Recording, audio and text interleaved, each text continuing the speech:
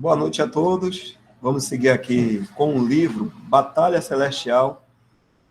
E o próximo tema que vamos ver aqui é As Hostes do Senhor.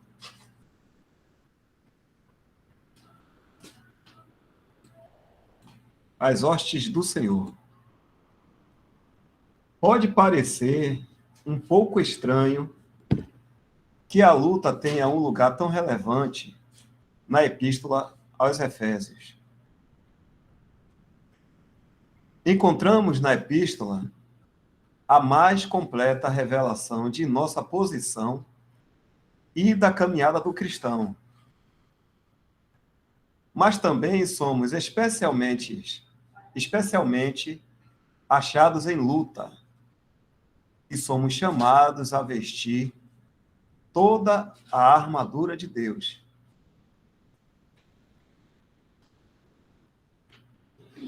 Então aqui o irmão, nesse começo, ele vem, me parece, né, ele comentando aqui, pelo que eu entendo. O irmão Lucas chegou aqui também, boa noite. Irmão Lucas. Ele diz assim, pode parecer estranho que essa questão da luta seja colocada no livro de Efésios, porque o livro de Efésios nos revela a excelente posição que nós temos. E aí coloca justamente, aborda esse ponto aí da nossa luta, né, nos lugares celestiais. Já que a gente já está posicionado, né, a gente poderia dizer assim, então, não precisava falar sobre isso, mas aí o irmão está vindo a comentar sobre essas questões aí, né? E no livro de Efésios, como o irmão está falando aqui, nos chama a atenção para vestirmos toda a armadura de Deus. Vamos meditar devagarzinho, né? Porque muitas vezes a gente pode não ter uma ideia clara de cada livro da Bíblia, então, aos pouquinhos a gente vai entendendo os textos e contextos, né, dos livros. E essa questão da batalha celestial é apontada principalmente na carta aos Efésios.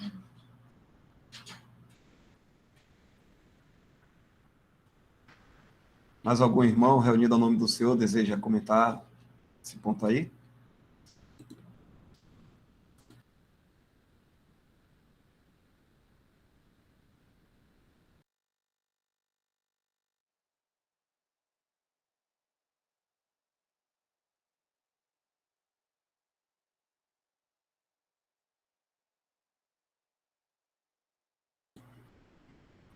E me ajude também, viu? Se eu estiver interpretando errado aqui o que o irmão está falando, podem me ajudar na compreensão. Não deixa eu seguir errado, não. Viu? Pronto, o irmão aqui continua dizendo assim, na verdade, nunca entramos num combate como esse até conhecermos os nossos privilégios. Tá aí, essa posição que é apontada em Efésios, é um comentário meu, mostra o privilégio que nós temos em Cristo, a posição que nós temos. Ele continua aqui. Em Gálatas, temos luta, mas não os privilégios da igreja. Pois a carne não é a mesma coisa que os espíritos maus. Então, em Gálatas, a luta já é outra, né? Isso acontece também no crente, mas a luta já é outra.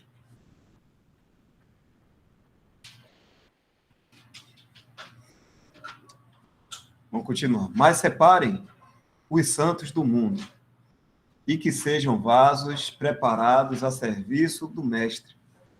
E essa é a própria razão pela qual eles entram na luta.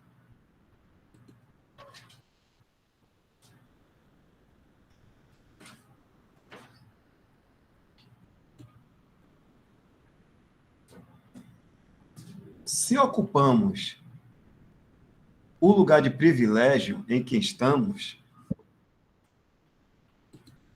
Só um momento. Se nós ocupamos o lugar de privilégio em que estamos, temos de entrar na luta. Se atravessamos o Jordão, devemos encontrar os cananeus e os ferezeus. Todos nós sabemos algo sobre os exercícios no deserto. Isso referente a Israel, lá, né? E para nós o deserto hoje também é o mundo. Então, existem os nossos exercícios nesse deserto aqui, que é o mundo. Descobrir o que está em nosso coração, mas é quando entramos na terra que entramos na luta. Antes de continuar, como é que estão as irmãs aí? Michel, quer comentar alguma coisa sobre essa parte aqui? As irmãs estão entendendo o motivo da gente entrar nessa luta? Quer que fale mais um pouco? Michel, quer falar um pouquinho aí?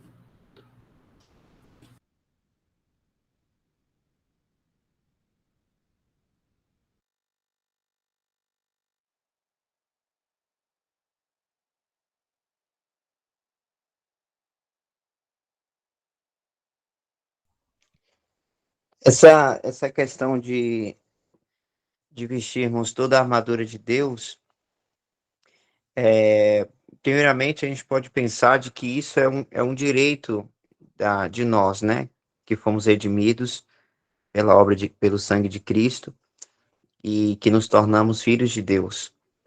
Não é uma coisa que é uma questão de mérito para fazer alguma coisa para poder ter essa armadura de Deus. De maneira nenhuma. É o nosso direito, porque essa armadura é mérito de Cristo. Então, nós fomos redimidos para Deus, convertidos para Deus, né? E posicionalmente isso só foi apenas uma vez. Então, por nós, apesar de sermos já filhos de Deus, nós estamos hoje num terreno inimigo, que é o mundo, em que o príncipe desse mundo é Satanás, né? E ele trabalha para atrapalhar a vida do cristão aqui. Então é necessário nós ficarmos vigilantes contra o mal. Existem três inimigos que a gente enfrenta aqui, enquanto aqui na Terra, que é a nossa Satanás, o mundo e a nossa carne, a velha natureza que ainda nós temos, que continua com a mesma podridão. Ela não melhorou depois que a gente se converteu. Porque quando a gente se converteu, quando a gente creu no Evangelho da Graça, a gente recebeu do próprio Deus uma nova natureza.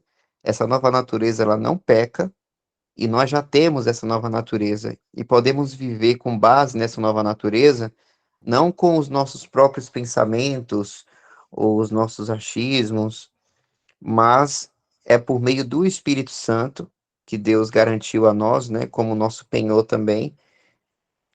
Então, nós somos habitados pelo Espírito Santo e é por meio do Espírito que a gente pode viver por meio dessa nova natureza.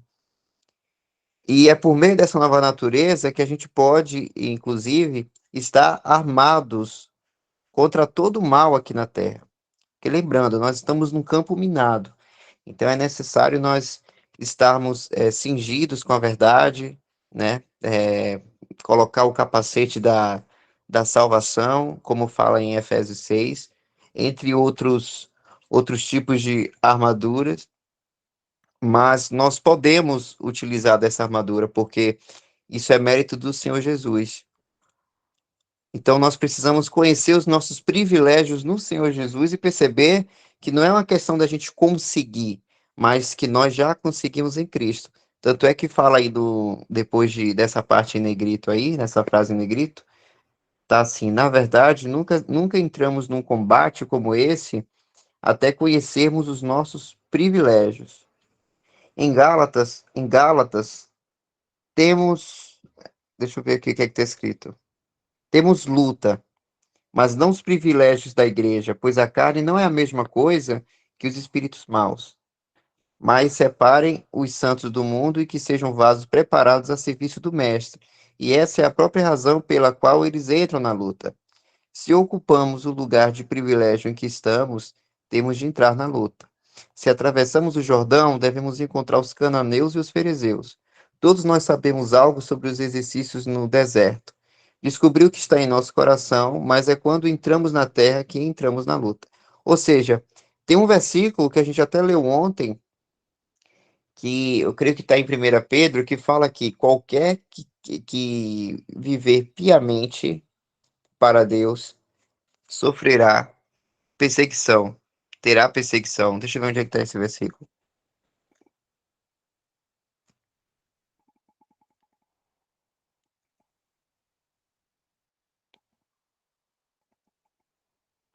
É 2 Timóteo, perdão. 2 Timóteo, capítulo 3, verso 12.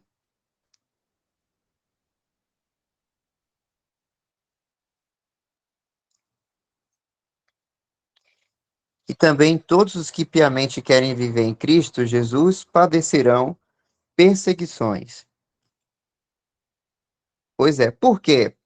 Porque o cristão, ele pode pertencer ao Senhor Jesus, ele pode fazer parte da igreja, porque isso também envolve a soberania de Deus, né? Deus, nós sabemos que Deus escolheu aqueles que vão pertencer à igreja antes da fundação do mundo. Isso envolve a sua soberania de Deus, o seu propósito, os seus caminhos, e isso não é uma coisa para a gente discutir com Deus, né? Porque isso envolve seus planos, mas nós hoje sabemos que pela graça e misericórdia de Deus, nós fomos escolhidos. E isso é uma posição que é inalterável. A gente sempre vai pertencer à igreja, a gente sempre vai desfrutar da nossa salvação em Cristo, porque, como diz lá no final de Atos 2, é Cristo que adiciona as pessoas à igreja. É quem ele quer, e ele adiciona. E tudo que o Senhor faz, lembrando, não há defeito e nem será destruído. Toda obra que Deus faz, né, é perfeita. Então, a sua igreja ela é perfeita, irrepreensível e santa, como diz também lá em Efésios. Então, mas pode acontecer o seguinte: uma pessoa que foi redimida, foi salvo pela graça, por meio do evangelho, ela pode estar dormindo, mas é dormindo no sentido prático. Por quê? O cristão, quando vai viver para agradar a Deus e buscar a santificação prática, ou seja, se separar das coisas más para, para se separar para o Senhor, que aí ele vai percebendo que é o seu lugar de direito e é o único lugar que agora deve pertencer a ele. Se ele não fica atento a isso, se ele não percebe os inimigos que estão ao seu redor e não pensa nas coisas do alto, ele dorme. Ou seja, ele ele não tem luta porque ele não percebe a necessidade da luta aqui. Ou seja, ele não percebe os inimigos. Então ele desfruta das coisas aqui desse mundo e não fica vigilante. Tanto é que tem um versículo que fala para que nós sejamos vigilantes, não é isso? Eu creio que isso está em 1 Tessalonicenses. Deixa eu ver onde é que está. É isso. 1 Tessalonicenses, capítulo 5.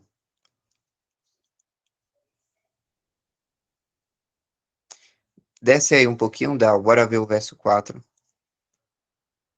Aí. Mas vós, irmãos, já não estáis em trevas, para que aquele dia vos surpreenda como um ladrão, porque todos vós sois filhos da luz e filhos do dia. Nós não somos da noite nem das trevas. Não durmamos, pois, como os demais, mas vigiemos e sejamos sóbrios. Porque os que dormem, dormem de noite, e os que se embebedam, embebedam-se de noite. Mas nós que somos do dia, sejamos sóbrios, vestindo-nos da couraça da fé e da caridade, e tendo por capacete a esperança da salvação. Porque Deus não nos destinou para a ira, mas para a aquisição da salvação por nosso Senhor Jesus Cristo, que morreu por nós, para que, quer vigiemos, quer durmamos, vivamos juntamente com Ele. Ou seja, porque Deus não nos destinou para a ira, mas para a aquisição da salvação por nosso Senhor Jesus Cristo. Esse verso 9 aí deixa claro a soberania de Deus sobre nós. Aí fala uma ação de Deus em nossas vidas. E a gente foi começar a entender isso depois que a gente criou no Evangelho. De que Deus decidiu, né, não nos destinar para a ira, mas para irmos à salvação por nosso Senhor Jesus Cristo. Então, quando um cristão ele reconhece isso, ele percebe que o seu lugar agora não é em um lugar cujas práticas são das trevas. Então, pode acontecer do cristão ele ser da luz e pertencer à luz, mas não viver e não expressar na sua vida essa luz. Então, ele fica num lugar que não pertence a ele. É uma questão agora de pertencimento. Então, quando o cristão ele percebe isso, ele vai percebendo também que ele está em uma batalha. Porque se no mundo, o mundo pertence às trevas, né? O mundo está contaminado pelo pecado, o mundo está entregue, né, a Satanás, tanto é que ele é tido como príncipe. Então, o mal, ele domina aqui. E essa expressão a gente pode ver quando o Senhor Jesus esteve aqui na Terra. O tanto que ele sofreu, né? Tem um assunto do Bruce Anstey que trata sobre os sofrimentos de Cristo. E lá tem umas divisões dos tipos de sofrimentos que o Senhor teve. E teve um sofrimento que o Senhor teve, que inclusive foi o sofrimento de empatia, porque ele via as pessoas sofrendo por causa do pecado aqui no mundo, e ele sofreu muito. E também quando as pessoas negavam o Senhor, negavam o que ele falava, caçoavam dele, isso era uma expressão de como o mundo ele está totalmente ao contrário dos pensamentos de Deus e se afasta cada vez mais dos pensamentos de Deus. Então, quando o cristão percebe que ele é um cidadão celestial, ou seja, a sua morada não é aqui nessa terra, é dos céus, onde está o Senhor Jesus Cristo ressuscitado e glorificado, e que um dia, a qualquer momento, pode ser hoje, o Senhor vai nos chamar para nos encontrar nos ares com Ele, para então habitarmos com o Senhor eternamente no nosso lugar de direito, que é no céu, né? Então isso pode acontecer a qualquer momento, como diz em 1 Tessalonicenses, capítulo 4. Então a gente percebe que nós estamos num lugar que não é nosso, nós somos como estrangeiros aqui, assim como Abraão ficava passando de terra em terra, de lugar em lugar, até achar a terra prometida, né? Então ele sempre fazia tendas. Então isso é uma figura para nós cristãos de vivermos aqui na terra como uma tenda, porque o nosso lugar de direito de moradia não é aqui nessa terra, e essa terra está entregue ao mal, né? Então, quando a gente percebe isso e vai meditando nesse assunto, a gente percebe que nós estamos numa batalha, porque a gente sabe que pertencemos à luz, por meio a qual o Senhor Jesus Cristo é essa luz, e nós estamos num mundo que não é concernente a essa luz. Ou seja, se a gente vive para agradar a Deus, logo a gente percebe que estamos numa batalha. Por que eu estou falando isso, irmãos? Porque lá no início eu falei do cristão que está dormindo. Então, o cristão que está desligado nos assuntos de Deus, ou talvez não é preocupado em viver para agradar a Deus, ele não vai ter uma sensação de que está na batalha. Porque, inclusive, ele pode viver em conformidade com esse mundo. Ora, se eu tenho comunhão com as coisas das trevas, eu não vou sentir batalha, eu não acho que tem batalha ao meu redor, ou para comigo, alguma coisa, porque eu estou sendo conivente.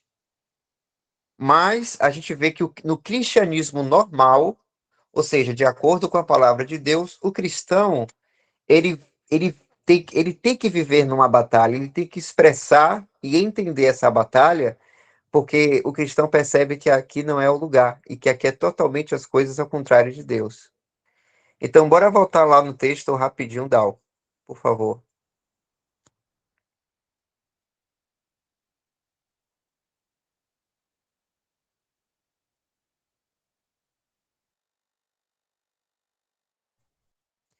Então, Efésios, irmão, como o irmão Bruce Anstey fala aqui, lá em Gálatas, fala da luta da carne contra o espírito, né?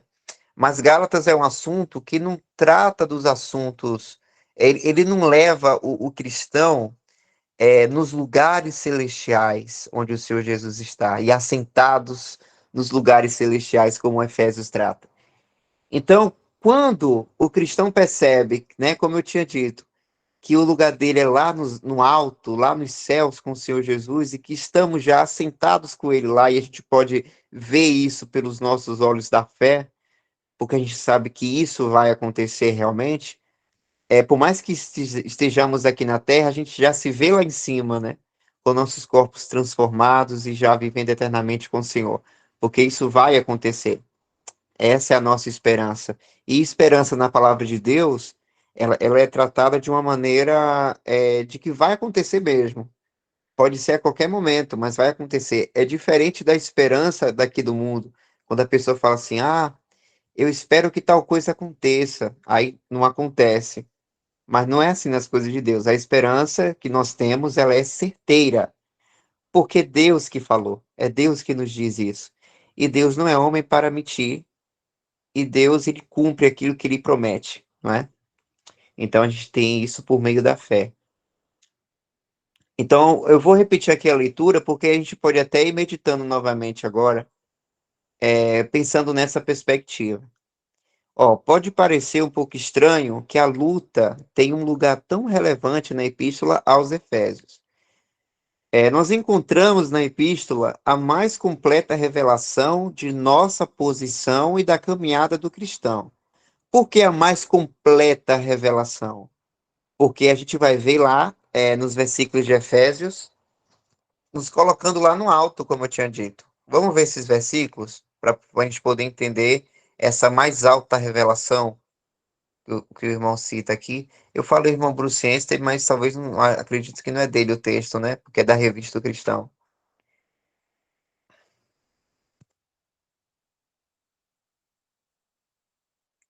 Deixa eu achar o versículo aqui, se algum irmão sabe onde é. Aqui é capítulo 2. Vamos ver do versículo 5. Capítulo 2, verso 5.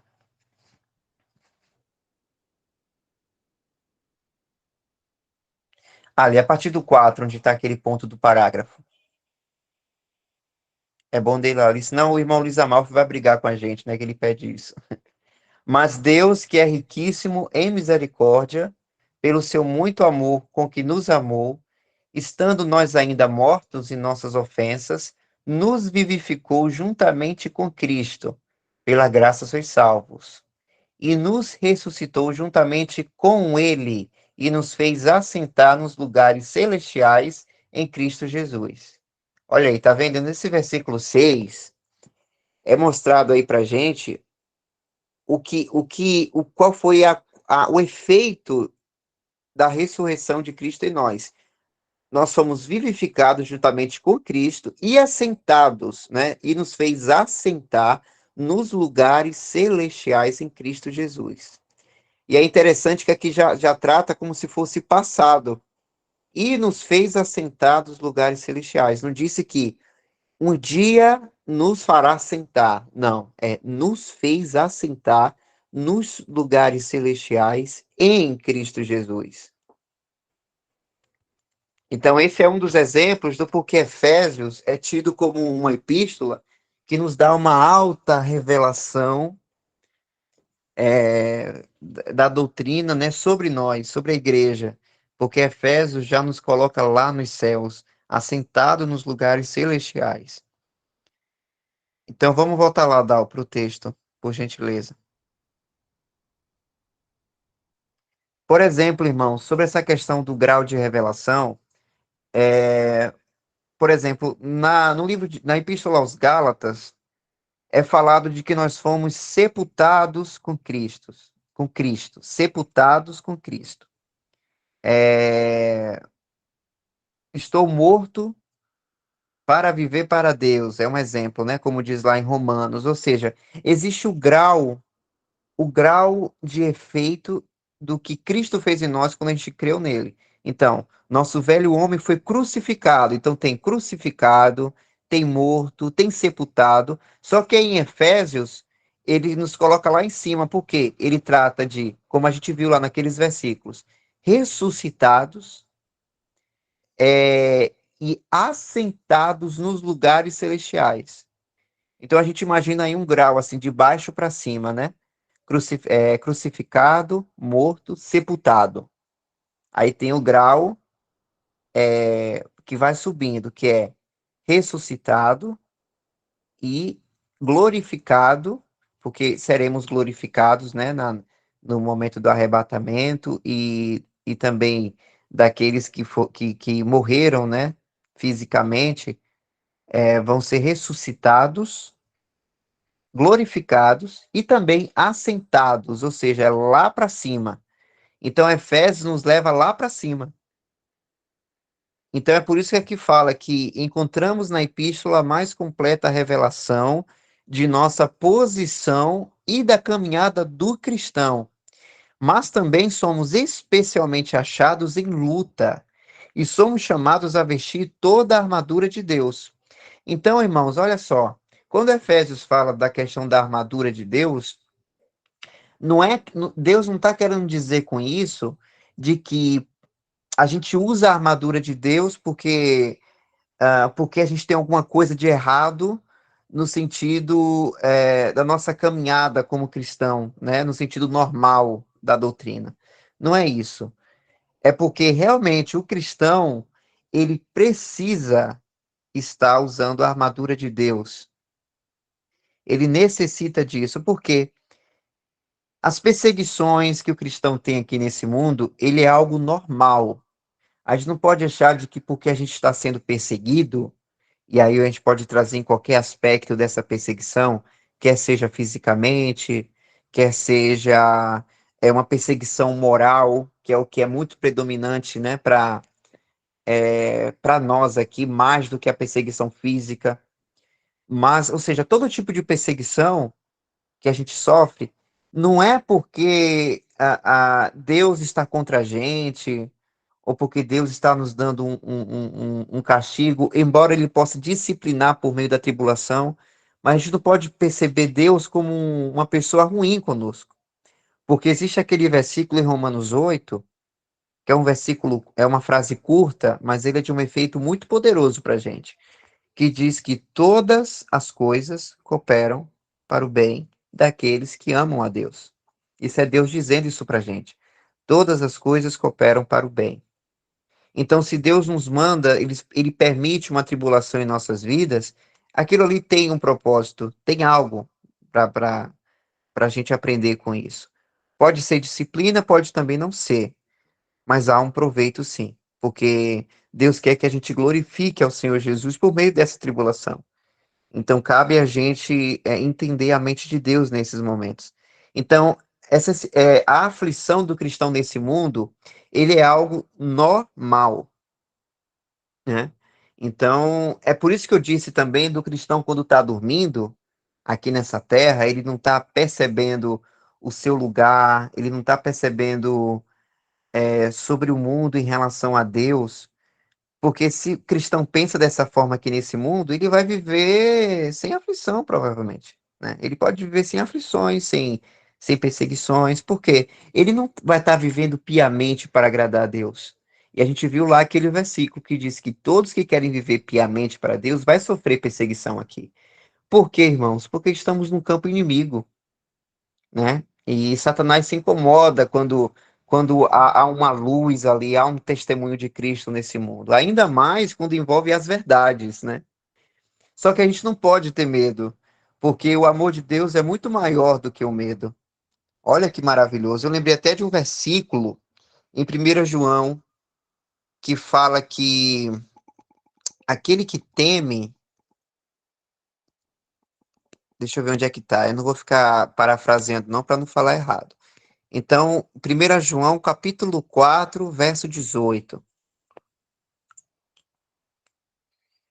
Porque quando a gente fala desse jeito, a gente percebe o senso de responsabilidade que a gente tem, né, para com Deus, que pode causar situações aqui nesse mundo, mas Deus nos dá um recado em 1 João capítulo 4, verso 18. Olha aí, 17. Vamos no 17.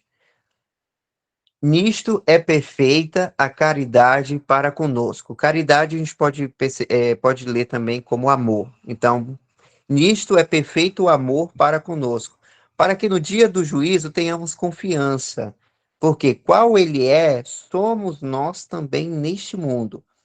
No amor não há temor, antes a perfeita caridade ou amor lança fora o temor, porque o temor tem consigo a pena, e o que teme não é perfeito em caridade ou em amor.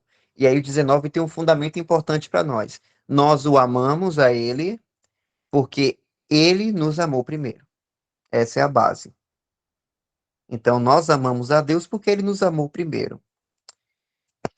Então, irmãos, com essa base, a gente não sente, não precisa ter medo das situações desse mundo de perseguição, né? De perceber dos inimigos, de pensar que Satanás é meu inimigo. Então, não, pense que o Senhor é muito maior que isso, né? É pensar que o Senhor é glorioso, ele é poderoso para todas as coisas. Então, se ele diz que todas as coisas cooperam para o bem, é porque vai ser para o nosso bem e ele vai permitir aquilo que vai ser de proveito para a gente. Lembra de Jó? Satanás queria mexer com Jó, mas Satanás teve que pegar uma fila para até chegar no Senhor para poder pedir permissão para mexer com Jó. Então imagine nós, irmãos, que somos o povo primogênito de Deus, como diz em Hebreus 11, no final de Hebreus 11, o povo primogênito de Deus, porque nós somos um povo especial, né? Nós somos a igreja de Deus, que é provido de privilégios que somente a igreja tem, né? Entre essas bênçãos, ser filho de Deus é uma coisa que nós é apenas a igreja, apenas os membros do corpo de Cristo, que é a igreja, apenas esses membros são filhos de Deus, né? Então, nós estamos num lugar muito especial diante de Deus, ainda mais por podermos chamar Deus de Pai, que é uma coisa que antigamente, né, em outras dispensações, isso não, ninguém poderia falar dessa forma, porque é uma intimidade tal que a pessoa era disciplinada, que era morta. Tanto é que queriam matar o Senhor Jesus quando ele chamava Deus de Pai, e os judeus até falavam, né? Quando você diz que é filho de Deus, você está se igualando a Deus. Olha aí que interessante. Vamos ver esse versículo aqui. Eu gosto de falar, irmãos, e mostrar o versículo, até para eu ter o cuidado de não falar coisa além, né? Então vamos lá.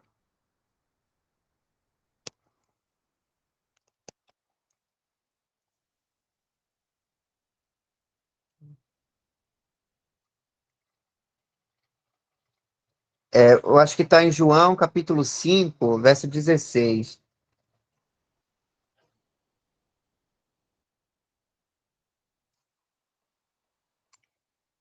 Não é 1 João, não, é João, é Evangelho de João.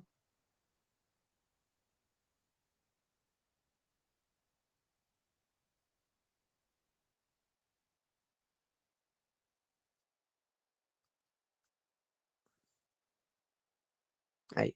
O Evangelho de João é interessante porque o escritor, que a gente sabe que, né, foi o João inspirado pelo Espírito Santo, tem uma característica de explicar os bastidores, né, de deixar bem claro o porquê de tal contexto.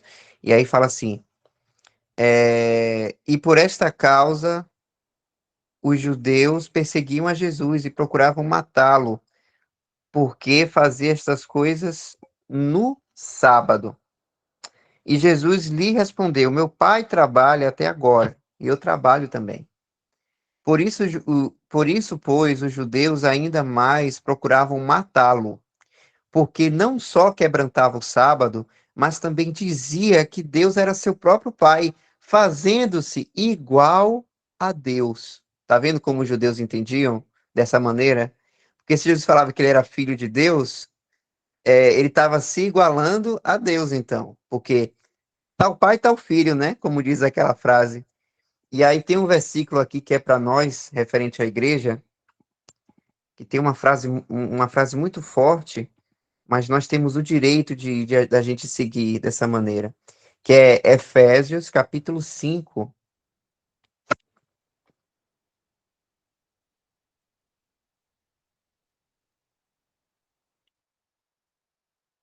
Olha aí, sede, pois, imitadores de Deus como filhos amados. Tá vendo, irmãos? Esse é o grau que nós estamos. Nós estamos nós estamos no lugar de Cristo também. Olha que interessante. Como nós estamos em Cristo, esse em significa estar no lugar de Cristo. Então, o lugar onde Cristo está ressuscitado e do lugar que ele está diante do Pai é o lugar que nós estamos também. Então, isso é um grau muito especial que nós temos diante de Deus.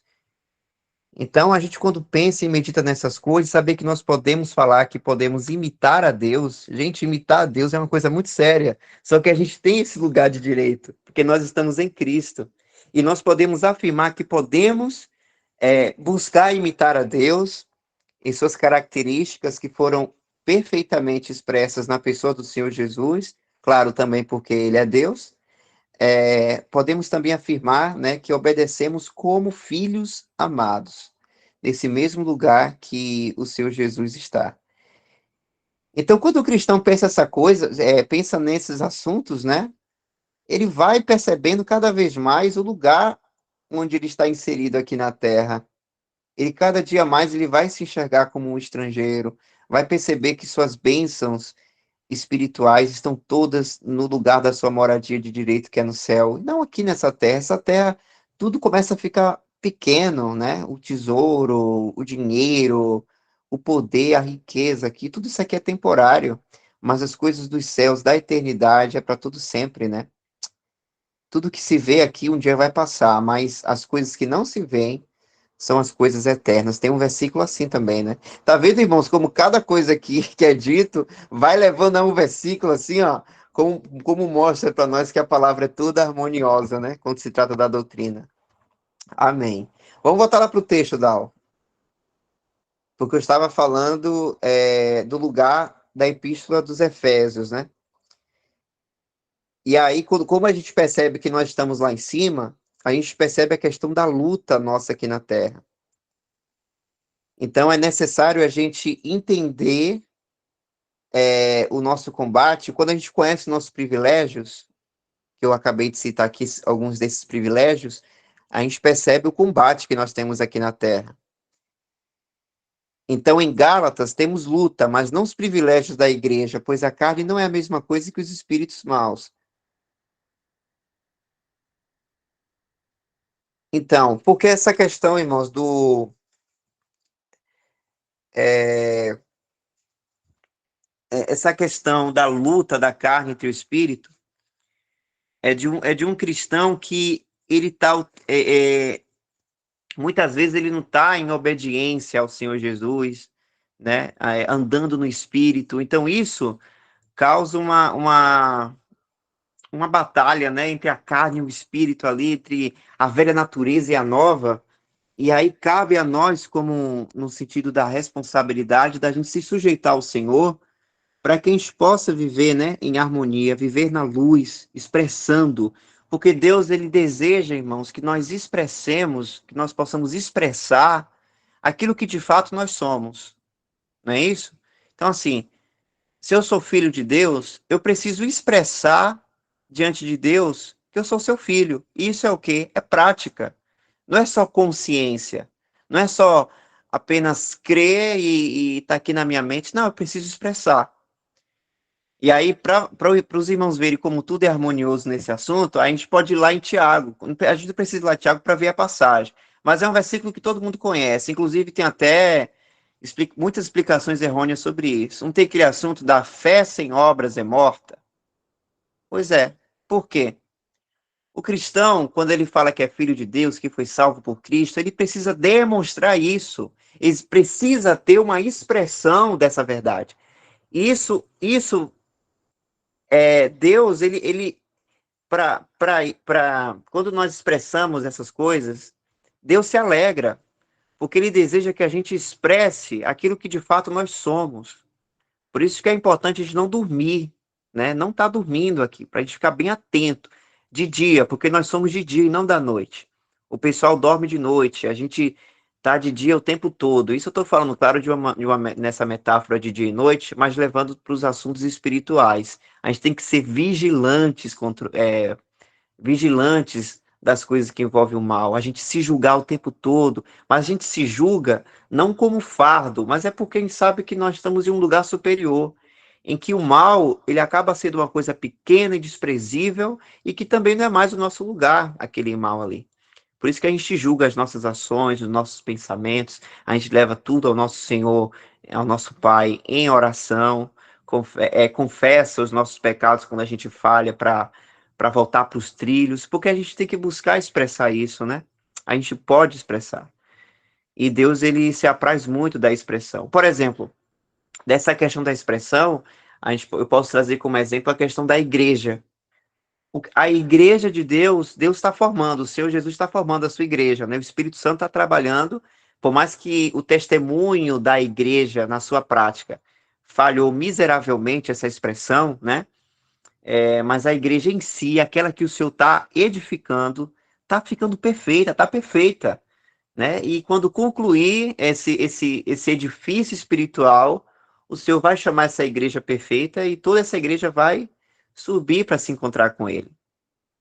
Porque aí é uma igreja que o Senhor está fazendo. Mas Deus quer que exista a expressão dessa igreja na terra. É aí que a gente chega com essa questão do terreno de reunião, de estar reunido, onde 2 ou 3 se reúnem ao nome do Senhor, onde é expresso ali o corpo de Cristo na terra. Por quê? Deus não quer apenas que a gente saiba que a gente pertence à igreja, mas Ele quer que a gente expresse que a gente expresse conjuntamente essa expressão verdadeira do corpo de Cristo aqui na Terra.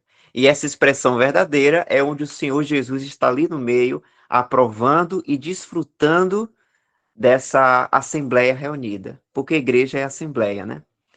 Ou seja, pessoas reunidas ali para um propósito. Então é isso, irmãos. Então percebe a importância da gente entender o nosso lugar e se preparar para a batalha. Mas para isso a gente precisa entender os nossos privilégios.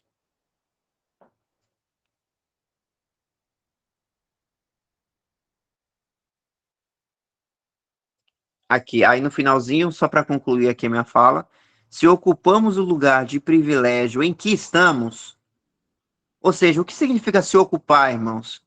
É justamente isso. É da gente colocar em prática, viver de acordo com esses privilégios que temos. Se ocupamos o lugar de privilégio em que estamos, temos de entrar na luta. Pronto, aí não tem jeito. Quando a gente percebe o nosso lugar, quando a gente percebe, olha, eu sou filho de Deus, Cristo Jesus pagou pelos meus pecados, olha o que Deus fez por mim, olha o que o Senhor fez, está fazendo e vai fazer na minha vida, porque a gente pensa nas ações de Deus, né, no passado, a primeira que a gente pensa que ele já nos escolheu antes da fundação do mundo, né? Aí já é uma coisa que não dá nem para saber que tempo foi, porque era uma coisa que já tinha antes de Deus ter fundado o mundo. Então, Deus já pensou em mim antes da fundação do mundo. Ele me chamou no momento que eu criei no Evangelho da Graça. O Evangelho da Graça já é uma notícia maravilhosa, só que aí, mesmo assim Deus me deu muito mais, porque eu sou co-herdeiro com Cristo, eu sou habitado pelo Espírito Santo, ou seja, Deus habita em mim. Olha que coisa. Eu sou templo do Espírito Santo. Eu estou falando aqui de mim, irmãos, mas claramente cada um vai pensar em si também, porque todos nós pertencemos a esse mesmo lugar, né? E nesses mesmos privilégios. Ou seja, eu poderia ficar a noite toda aqui falando de muitos privilégios, que todos são importantes e todos levam para a glória de Cristo, porque Deus fez tudo isso, né, nos usando para glorificar o seu Filho, porque esse é o seu grande propósito. Então, assim, quando a gente percebe isso, a gente vai perceber que a gente quer viver para Deus, por amor a Ele, e aí a gente vai perceber então que a gente vai entrar numa luta, justamente porque as coisas desse mundo não condizem com as coisas de Deus. A gente está em um lugar que não é a nossa terra, né? Só para repetir. Então, aqui tem uma figura do Antigo Testamento, nesse final do parágrafo aí, que diz assim: se atravessamos o Jordão, devemos encontrar os cananeus e os ferezeus. Todos nós sabemos algo sobre os exercícios no deserto. Descobrir o que está em nosso coração, mas é quando entramos na terra que entramos na luta. Olha aí que interessante. Quando a gente entra na terra, é aí que a gente vai encontrar a luta.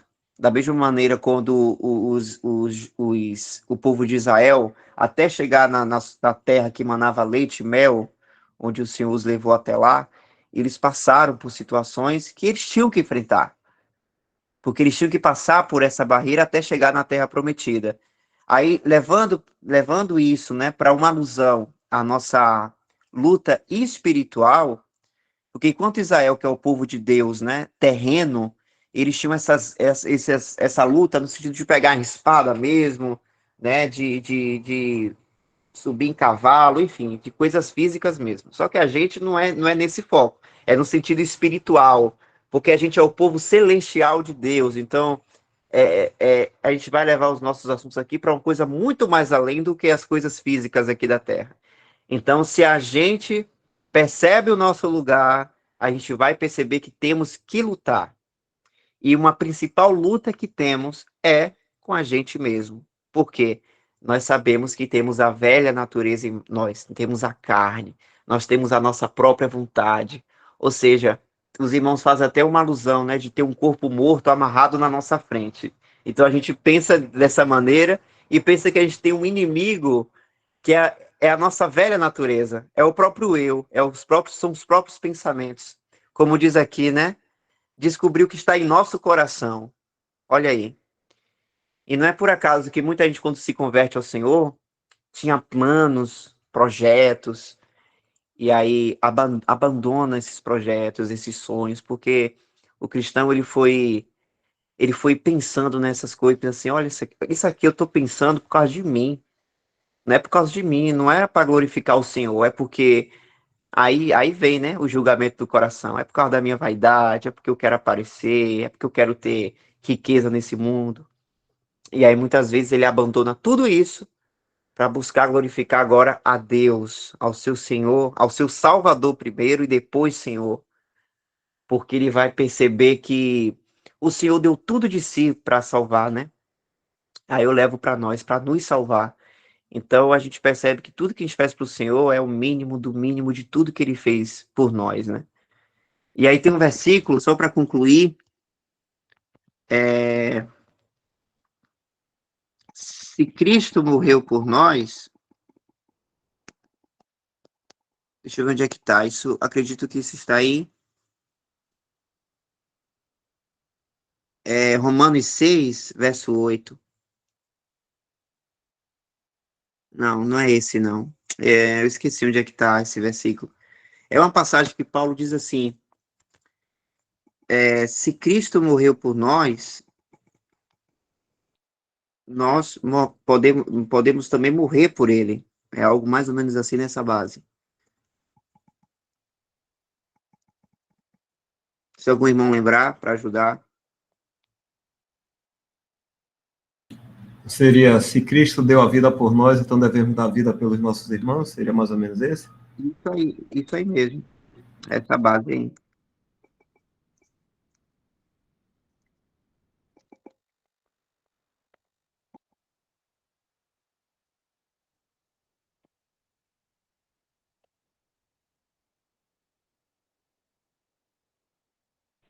Segundo Coríntios 5,14 parece também tem algo parecido assim.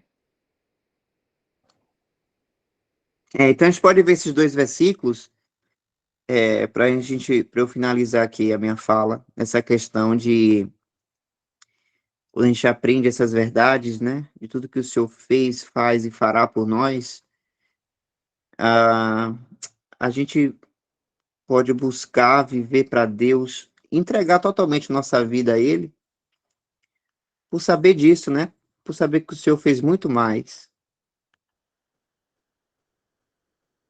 Então, 1 João capítulo 3, verso 16.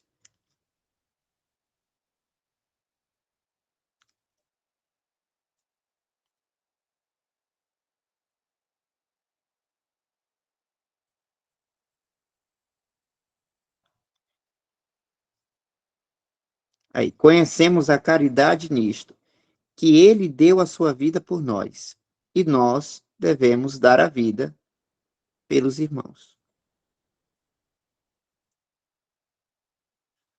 Qual foi a outra, irmão Danilo, que você mostrou?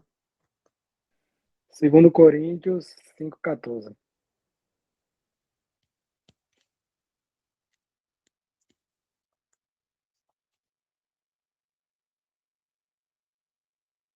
Ah, era esse versículo mesmo que eu lembrei. É isso mesmo. Porque o amor de Cristo nos constrange. Aí, ó, tá vendo? É a questão do constrangimento. A gente vive para Deus agora não é com base em lei, mas é com base no constrangimento do amor de Deus sobre nós. Olha aí. Porque o amor de Cristo nos constrange, julgando nós assim, que se um morreu por todos, logo todos morreram. E ele morreu por todos para os que vivem, não vivam mais para si, mas para aquele que por eles morreu e ressuscitou. Olha aí, não vivam mais para si, mas para aquele que por eles morreu e ressuscitou. Então, irmãos, para finalizar, é isso, é relacionamento. É você conhecer essa pessoa cada vez mais. E quando a gente tem um amigo, a gente conhece cada vez mais, conhece, vai se encantando, e aí o desejo é querer conhecer cada vez mais. E aí a afeição, ela vai ficando para aquela pessoa e a gente vive por ela. Então, esse é o nosso relacionamento com o Senhor, né? E é isso, a gente lembrar também que o Senhor Jesus é um homem ressuscitado, ser humano, então a gente tem um relacionamento com uma pessoa mesmo, né? Com o nosso Pai, com o Filho, por meio do Espírito Santo, para a glória de Deus. É bom sempre frisar isso, né? Quando a gente faz isso, irmãos, a gente glorifica a Deus. E Deus é tão gracioso para conosco que, se não bastasse somente a salvação, né? Ele nos deu muito mais, vai nos dar muito mais. Tanto é que 1 Coríntios fala que Cristo vai nos dar o louvor. Olha aí. Tudo que a gente fez para Cristo aqui na terra, ele vai nos dar o louvor por aquilo que a gente fez por ele. Nem precisava, né? Mas ainda assim, o Senhor vai nos galardoar por tudo que a gente fez por ele. Ou seja, é graça sobre graça. Aqui, até aqui, irmãos, finalmente, né?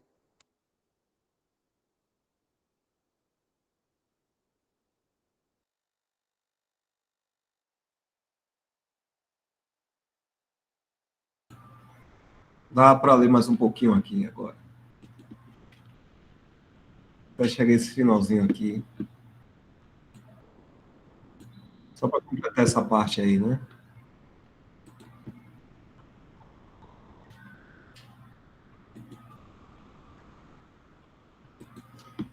Nós morremos com ele, que é exatamente a figura do Jordão, e estamos assentados nos lugares celestiais em Cristo.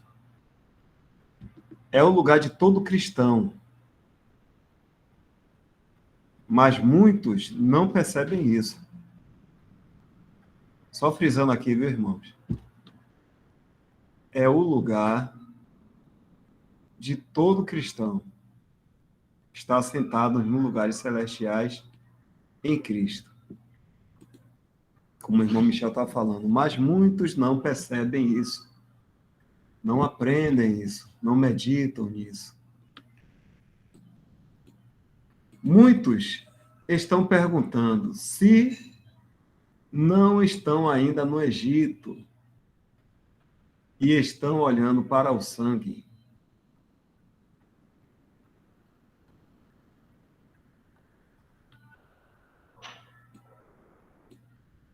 Mas no Mar Vermelho, eu recebo a morte e a ressurreição de Jesus Cristo. O julgamento que caiu sobre os egípcios me salvou. Assim como eu, e todo pobre pecador em Adão, fui expulso de um paraíso terrestre por causa do pecado. Então eu sou levantado e colocado em um paraíso celestial por causa da justiça. Passando pelo deserto, temos exercícios de coração. Mas então chegamos ao Jordão, onde passamos pela morte, por assim dizer. E a terra é nossa. Comemos o grão da terra do ano antecedente. Aqui é o fim da jornada, se eu não me engano.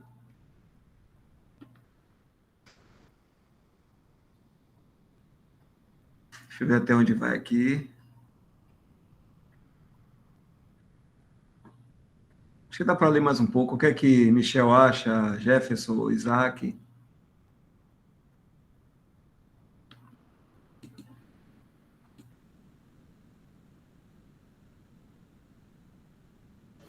Devagar e sempre.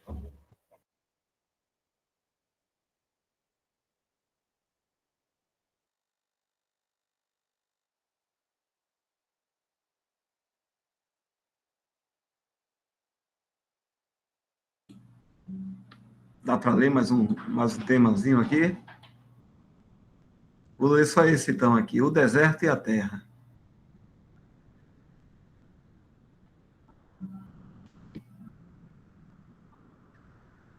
Ao longo desta epístola, Efésios, né? Você encontra os dois lugares, o deserto e a terra. Somos colocados lá, no lugar que é nosso. E claro, estamos aqui em nosso corpo. Mas chega-se a esta conclusão. O inimigo está aqui. Temos o nosso lugar em Cristo. Mas os seus inimigos ainda não estão debaixo dos seus pés. A consequência é colocar-nos em batalhas.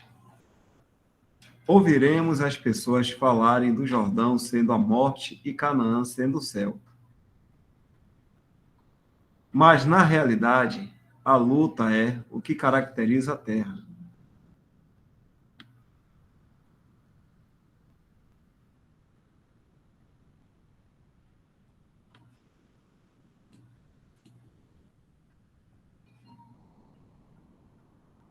Aqueles que entram na terra são tão completamente do Senhor que ele os usa para o combate contra seus inimigos. Como podem travar as batalhas do Senhor se estão na carne? Portanto, se quisermos ter sucesso nessas batalhas, devemos estar mortos na prática. Paulo combateu nessas batalhas, mantendo tudo o que pertencia a ele completamente destruído, de modo que nada de Paulo apareceu.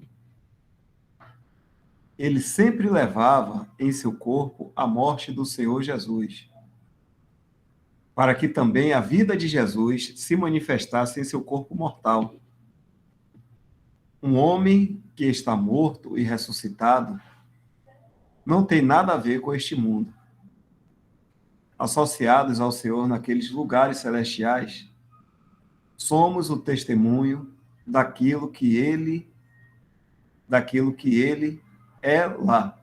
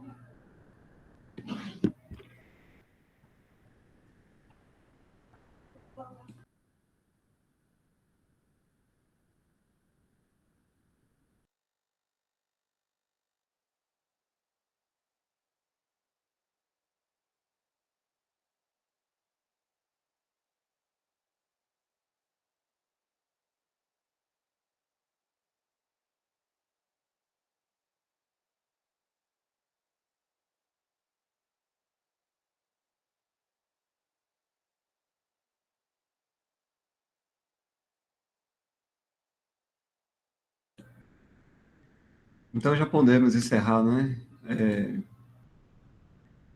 Deixar gravado aqui que o próximo passo aqui, o próximo tema é nosso estado e nossa atividade.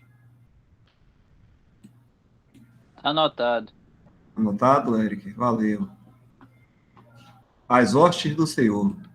Estamos aqui. E o ponto a ser abordado vai ser esse. Né? Nosso estado e nossa atividade.